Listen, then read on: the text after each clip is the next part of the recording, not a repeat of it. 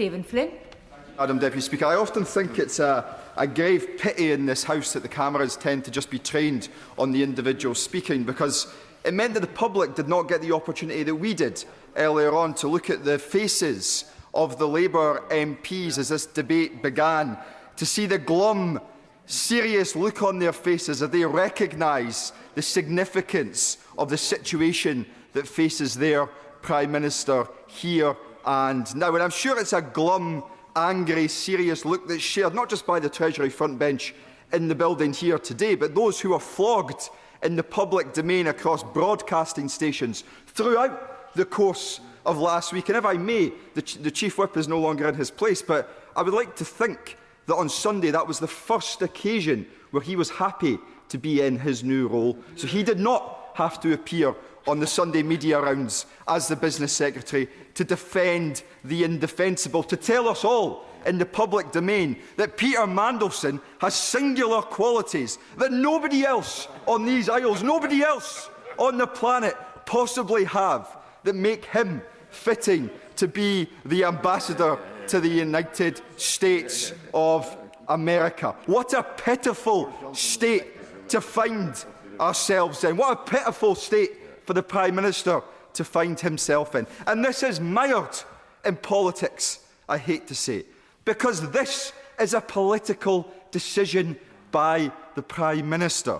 He chose to stand at that dispatch box last week and not tell us, but tell the public that there was nothing to see here, that he had absolute confidence in Lord Mandelson. It is the Prime Minister, who chose to ignore the facts that were plainly in front of him, not for weeks, not for hours, not for days, but for months. He was the man who appointed Peter Mandelson to be the ambassador to the United States, the man who said to an FT journalist earlier this year to fuck off, because it was being, his quote, not mine, because he was being inquired about his relationship with Jeffrey Epstein.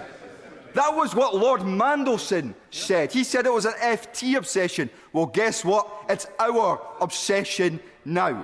And we are going to make sure that we get to the bottom of this. The Prime Minister is not above the scrutiny of the House of Commons, neither is he above the scrutiny of the public at home. But the greatest scandal of all, is the fact that the Prime Minister of the United Kingdom appointed a man to that role, knowing that that man had maintained a relationship with Jeffrey Epstein, despite the fact that Jeffrey Epstein had been convicted in 2008 in Florida. Convicted for having 14-year-old girls masturbate him.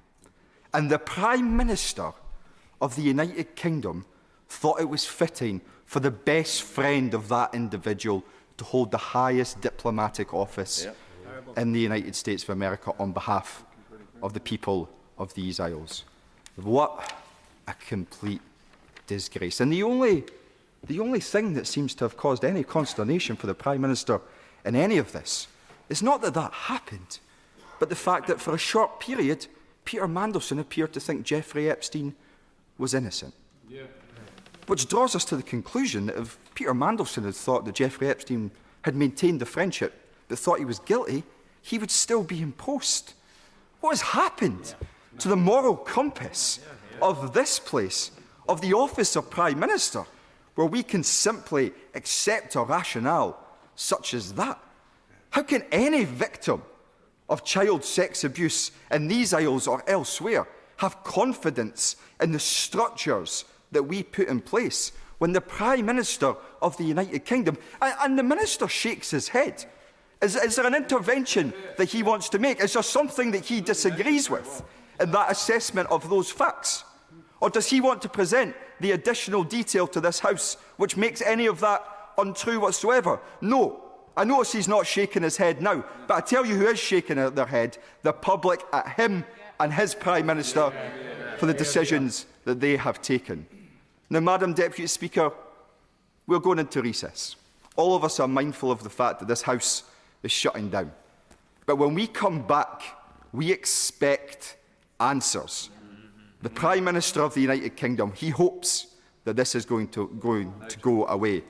But I and every other member who is sitting in this House right now can assure him that it is not.